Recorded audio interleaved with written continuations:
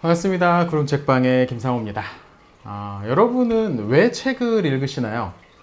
이 질문하기 전에 먼저 여러분에게 할 질문은 여러분은 책을 읽고 계시죠? 라고 물어봐야 될지도 모르겠습니다. 작년에 나온 통계이긴 한데 우리나라 성인 절반이 1년에 책을 한 권도 읽지 않는다고 하죠. 책을 읽지 않는 사회 또는 책을 읽지 못하는 사회, 이건 좀 심각한 문제가 아닌가 싶습니다. 물론 구름책방의 영상을 보시는 분들은 책에 관심이 좀 있는 분들이시겠죠. 다시 처음 질문으로 돌아가서 여러분은 왜 책을 읽으시나요? 책을 읽는 이유, 목적은 여러 가지가 있을 겁니다. 어떤 분들은 새로운 지식이나 정보를 얻기 위해서 책을 읽고 있다라고 말씀하실 수도 있습니다. 독서를 통해 뭔가 유용한 결과를 얻으려고 한다는 거죠. 대부분의 학생들이 책을 보는 이유도 아마도 여기에 있을 겁니다.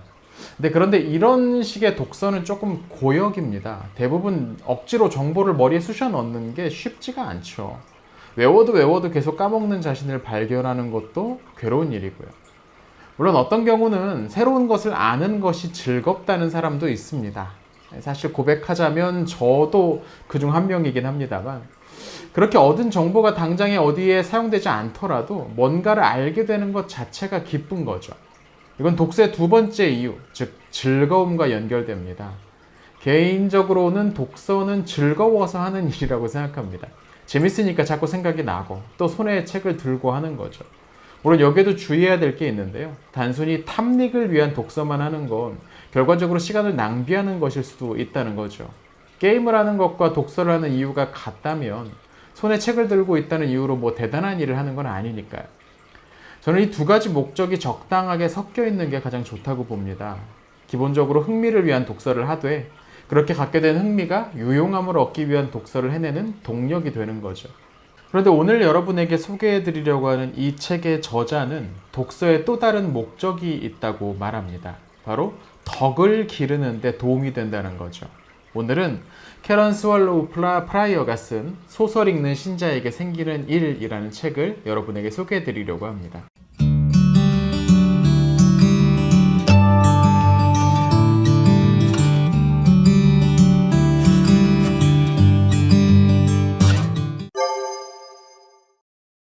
책에도 여러 종류가 있죠. 장르가 다양하니까 각각의 장르마다 얻을 수 있는 유용함의 종류도 다를 겁니다. 오늘 소개할 책은 그 중에서 문학, 또 그 중에서도 소설을 통해서 우리가 얻을 수 있는 유익에 대해 말하고 있습니다. 책을 좀 읽는 분들 중에서도 소설에 대해서 편견을 갖는 분들이 계십니다. 모름지기 책은 좀 진지하고 조금 어려운 것 읽어야 된다, 그래야지 읽은 것 같다는 느낌을 받으시는 건 아닌가 싶어요. 그래서 소설 같은 가벼운 책은 안 본다는 거죠. 그런 책도 있고요. 철학이나 전문적인 분야에 관한 이론서를 읽는 것도 필요합니다. 하지만 우리의 독서 카테고리에서 문학이 빠진다면 조금 너무 안타까운 일인 것 같습니다. 문학은 전문 서적에서 얻을 수 없는 유익을 주기도 하거든요. 그리고 가만히 생각해 보면 C.S. 루이스나 이런 분들, 책에 관해서 일가견이 있는 분들이 이 문학, 소설이나 시 같은 데도 상당히 조예가 있고 사랑했던, 그런 것들을 사랑했던 분이라는 것도 알 수 있죠. 이 책의 저자는 그 중에서도 문학이 우리의 도덕적 감각을 함양시켜 준다고 이야기합니다. 즉 문학이 우리를 좀 더 덕스러운 존재로 만드는 데 도움을 준다는 거죠. 그럼 어떻게 문학이 우리에게 덕을 갖추게 해줄까요? 이에 대해 저자는 두 가지로 대답합니다. 문학이 덕을 구현하는 방식은 첫째, 행동하는 덕의 이미지를 제시하는 것이고, 둘째, 덕을 발휘하는 대리적 실천을 독자에게 제시하는 것이다. 대리적 실천이 실제 실천과 같은 것은 물론 아니지만 대리적 실천을 함으로써 마음의 습관과 사고방식, 인식의 방식이 생겨난다. 좋은 문학은 도덕적인 차원에서 무엇이 옳고 그른가를 보여줍니다. 문학에 관한 중요한 이론서인 시학이라는 책을 쓰기도 했던 아리스토텔레스가 생각했던 좋은 문학의 특징은 도덕 감각을 만족시킨다는 점이었죠. 우리는 좋은 문학작품 속에서 다양한 캐릭터들을 만납니다. 그리고 그들이 하는 결정과 결과를 보면서 특정한 판단과 행동이 옳고 타당하다는 걸 배우게 되죠. 물론 그렇다고 해서 지나치게 평면적인, 권선진학적인 어떤 그런 이야기들은 사람의 관심을 좀 끌기 어려울 겁니다. 그렇게 써야 된다는 말도 아니고요. 하지만 그 가운데서도 인류가 가지고 있는 보편적인 윤리와 도덕 같은 것들을 잘 녹여내서 제대로 제시하고 또 그걸 성취하는 일을 숭고하게 묘사하는 작품들을 우리는 걸작이라고 부르죠.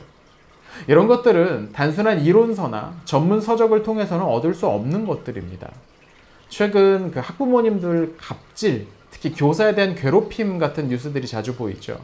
며칠 전에 봤던 어떤 뉴스에서는 자기 아이가 다니는 그 유치원 교사에게 전화를 걸어서 나는 카이스트 경영대를 나왔다고, 너는 어디 출신이냐 하면서 지금 카이스트 나온 내가 잘못됐다는 거냐 하면서 꼬장을 부렸던 어떤 어머니의 이야기가 들리더군요.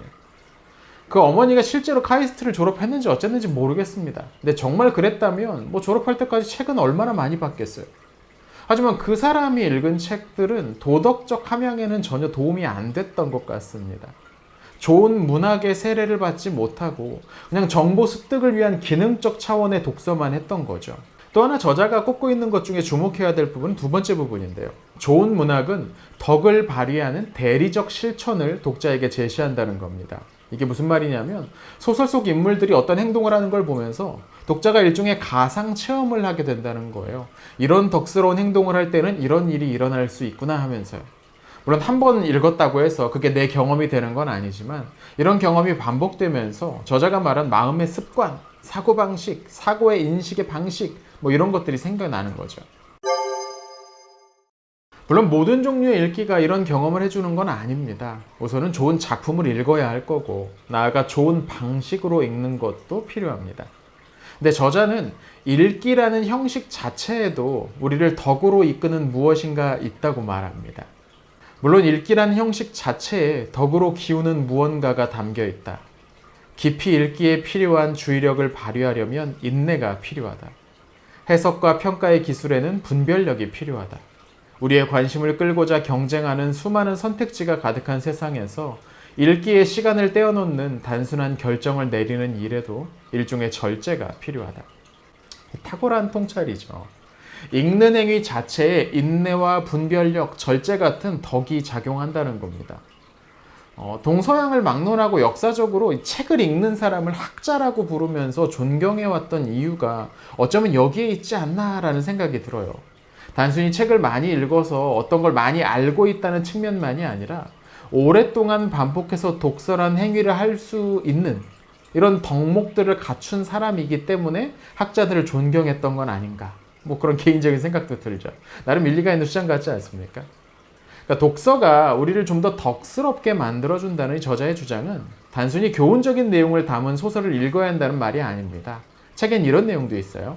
위대한 책은 교훈보다는 시각을 제공한다. 문학은 우리에게 다른 캐릭터와 상황과 사건이 다른 각도와 관점에서 어떻게 보이는지와 그럴 때에도 우리의 지식은 여전히 얼마나 부정확한지 보여준다. 문학은 구체적인 것들로 이루어진 세계를 복제하고 그 안에서 덕에 필요한 경험적 학습이 이루어진다. 그런 경험적 학습은 기법을 통해 실현되지 않는다. 사람은 공식보다는 지도를 통해 배운다. 그러니까 어떤 직접적인 교훈보다는 그 일을 보는 시각을 제공해 준다라는 부분이 핵심입니다.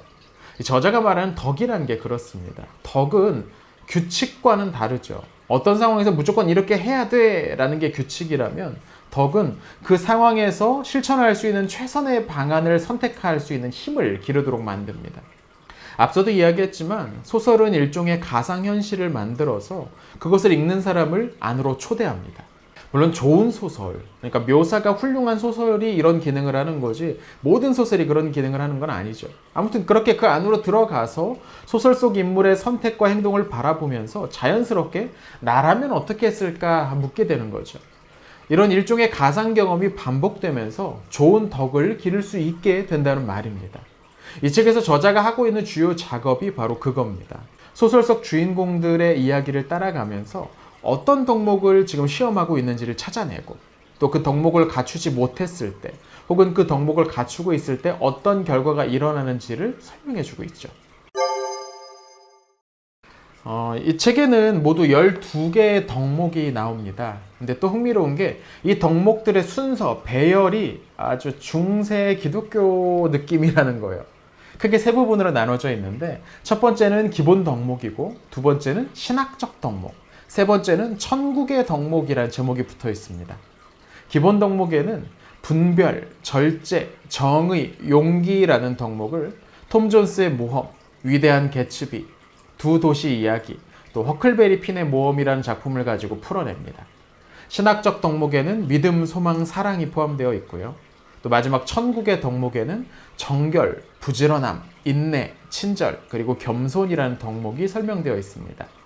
그러니까 모두 12권의 소설을 통해서 12개의 덕목을 소개하고 있는 거죠. 근데 이 책의 퀄리티를 보여주는 부분은 이 덕목들을 소개하는 방식에서도 드러나는데요. 물론 기본적으로는 이 작품 속에 이런 인물들의 이런 행동은 어떤 덕목의 필요성 또는 그 덕목을 갖고 있어야 하는 이유를 보여줍니다. 이런 내용입니다. 근데 그 사이사이에 각각의 덕목에 관한 탁월한 통찰이 보여요. 저는 이 부분이 꽤나 매력적이더라고요. 예를 들면 절제와 관련해서 저자는 이렇게 말합니다. 절제는 여러 덕목 중에서도 특별하다.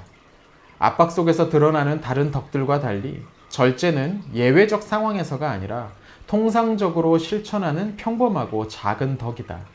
그것은 모든 때를 위한 덕이지만 호시절에 더욱 필요하다. 절제는 행동이 아니라 욕망에 초점을 맞춘다는 점에서도 다른 덕과 다르다. 절제는 즐거운 것을 원하는 우리가 즐거움을 제대로 원하고 잘 누리는 쪽으로 기울게 해주는 덕이다. 흔히 절제하면 뭔가 참아내는 것, 내가 하고 싶은 걸 꾹 참고 뒤로 미루는 것 이런 식으로만 생각을 하는데요. 저자는 절제라는 덕목의 본질이 무엇인지를 설명합니다. 다른 덕목들과 다르게 특별한 상황이 아니라 일상적인 상황에서 나타나는 덕이고 또 어떤 행동을 제어하기 위한 덕이 아니라 욕망 자체에 초점을 맞추고 있는 덕이 바로 절제라는 거죠. 또 이런 문장도 있어요. 절제는 유혹에 저항하는 것만이 아니다. 절제는 단순한 억제 이상의 것이다. 아퀴나스는 비용 때문에 사치를 삼가는 구두쇠의 예를 든다. 그는 절제하는 사람이 아니다. 절제하는 사람은 사치를 아예 원하지 않을 것이기 때문이다. 사람이 가진 여러 욕구가 제대로 빚어져 적절한 순서와 비율로 균형을 이루게 되었을 때 절제의 덕을 갖추게 된다. 좋은 문장이죠. 그리고 여기에 이 책의 또 하나의 특징이 담겨 있는데요. 저자는 기독교 역사 가운데 여러 훌륭한 통찰을 가지고 있던 분들을 많이 인용합니다. 방금 읽어드린 문장에는 아퀴나스가 등장하고요. 또 그 외에도 아우구스티누스나 존 웨슬리, C.S. 루이스도 등장하죠. 용기와 관련해서는 아리스토텔레스가 다시 등장합니다. 이런 내용인데요. 용기는 용기 자체보다는 다른 것과의 관계에서만 존재한다. 용기는 자신을 신뢰하지 않고 외부의 객관적 선의 기준을 참조한다. 용감한 행동이 용기의 덕에 해당하려면 고귀한 목표를 위한 행동이어야 한다. 아리스토텔레스는 용감한 사람이란 고귀한 일을 위해 굳게 버티는 사람이라고 말한다. 비열한 목적을 위해 저지른 과감한 행동은 대담한 것일 수는 있지만 참으로 용기 있는 것은 아니다. 덕에 관한 이런 깊은 설명은 예전에 읽었던 스탠리 하워스가 쓴 덕과 성품이라는 작품을 떠올리기도 했습니다. 이 책은 이 안에서도 잠깐 언급이 되는데요. 하워스가 자기의 대자에게, 대부, 대자 그런 관계가 있잖아요. 매년 한 편씩 쓴 편지를 모아놓은 책인데요. 그 책도 상당히 훌륭합니다.